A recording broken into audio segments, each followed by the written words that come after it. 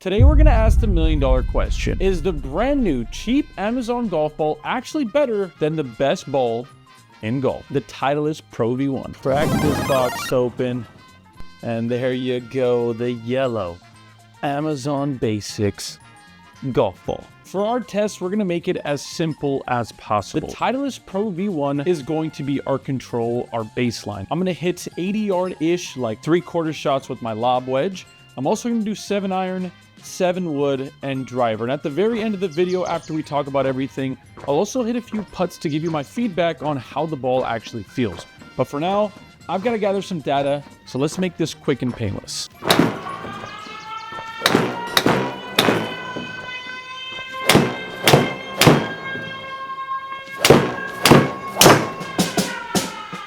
So our baseline is out of the way. Let's go straight over to the Amazon Basics ball and see what those look like.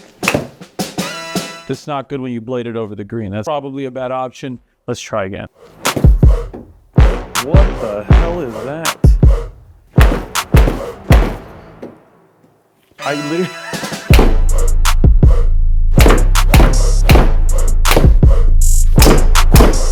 Well, we've got all those baselines. We're going to quickly hit driver, and then it's time to talk numbers, because that's what we're all here for, right?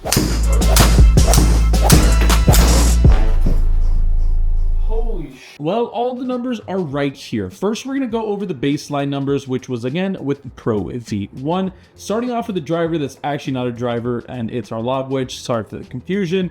Ball speed was going to be 71.3. Our launch angle was 32.7. Our backspin was 10,025, which again is pretty great for an 80-yard shot. Our descent angle was just shy of 50. Our peak height was 61 feet, which for me is absolutely perfect. I want the ball to stay really low. I want it to penetrate. I want it to not get destroyed by the wind. The low, high spin balls are perfect. Carry was right on the dot, 80.1. Moving down to the 7-iron now, 121.3 ball speed, pretty decent. Launch angle at 19.2. Our backspin at 5,400. Again, not super high, but with today's modern lofts and whatnot, seems pretty decent to me, especially when the descent angle is 48. Our peak height is 106. Our average carry with the 7-iron was 176.2. Finishing off with the 5-wood now, 144 ball speed, 14.1 launch angle. Backspin was 37.57. Descent angle was 44.3 at 110 peak height. Those numbers look pretty great to me. Carry was just shy of 230 yards.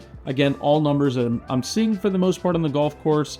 I'm pretty happy with those. Comparing it now to the Amazon Basics ball. Ball speed was within 1 mile an hour at 70.2. Launch angle was a little higher at 34. Again, as I mentioned briefly in the hitting part of the video, felt like the ball was kind of riding up on the face and almost like it was knuckling, and I don't know how to explain it, but it didn't feel all that great. The backspin is where things get a little scary. 85.34. Again, not tragic, not awful, but clearly significantly different and significantly less spin than what we were seeing with the premium ball. Descent angle was 49.5. Peak height was exactly the same at 61. The carry was within a yard. It was 79 of the 80 that we were looking for. So again, pretty solid. Moving over to the 7-iron. Again, this is where things get a little sketchy. Ball speed was way less. 116.1. Launch angle was 20.4. And the backspin, the backswing is kind of scary to look at. 4,132. Yeah, pretty bad with the 7-iron.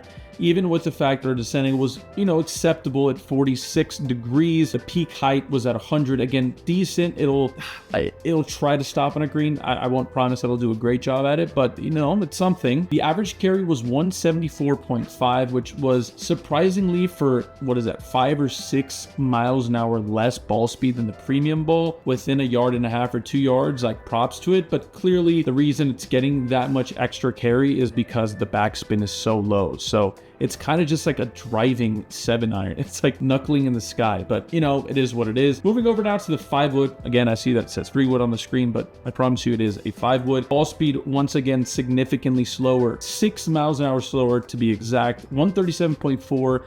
Launch angle was 15.2. The backspin was a drastic 2,836. The descent angle was, again, very different from what we saw with the premium ball. This one being at 40.6. Peak height, again, different from the premium ball at just shy of 100, and our carry was 227 within a few yards of the premium ball. If all you care about is carry, clearly what we're seeing here is you're gonna get really close to that number. There's other things that happen in golf. Spin is one of the key elements to playing golf at all at any level, and it seems like clearly this Amazon Basics ball spin is not ideal. But again, maybe I don't cut at the ball, I don't slice the ball. Maybe this thing is the saving grace of somebody that deals with that. I don't know for certain, but yeah, those are what the numbers look like with the woods and irons. Let's quickly look now at the driver stat. Well, I actually use mini driver because my space is a little smaller and I always hit the lights with driver because the shaft is just longer. So we use mini driver, but hopefully you guys can kind of follow along here. 147 was the ball speed at 16 launch. 2351 spin is pretty decent for mini driver when I'm teeing it up off the ground like a regular driver. Again, mini driver off the deck, it's a completely different story, but for hitting it off the tee, we like that. The sin angle at 41.2, if that matters to you, and a whopping 114 feet of peak height, which for me is super massive. That is a towering drive, 255.5 yards of total carry with the mini driver. I'm pretty proud of that. You know, I'm not like a guy that can smash the ball super far. I don't have crazy high club head speed, so we like those numbers, but this is not about me. It's actually about the golf ball. So 276 total, I guess stat matters for this, but yeah, pretty reasonable numbers there with the mini driver. Going down now to the Amazon Basics ball. Again, 2.5 miles an hour difference for ball speed. That's pretty sizable, to be honest. I didn't swing it any different. Launch angle was way lower though. Again, it's over a very small sample size of balls, so we'll just call that one a little bit negligible. Don't think that matters too much. Backspin was again within reason. The only time it was really within reason of the premium ball at 24.18. The descent angle again 36.9. We'll just, it is what it is. Maybe I hit like a lower one in there when I was trying. Peak height was 91 feet. So again, you're seeing the window is a little lower with this ball. I don't know if that's going to carry over for regular driver, or maybe it'll help stop ballooning balls. I don't know, but carry is significantly less here. 10 yards shorter, and that's going to carry over to 12 yards shorter in total distance. Not all that great. My wrapping thoughts are going to be pretty simple though. If you are new and just getting into golf, without a doubt the Amazon Basics ball is something that you can pick up. If you can get past the fact that the ball just doesn't spin for the life of itself, it's actually really decent. I don't like the feel personally, and when it comes off the face, it just doesn't feel right.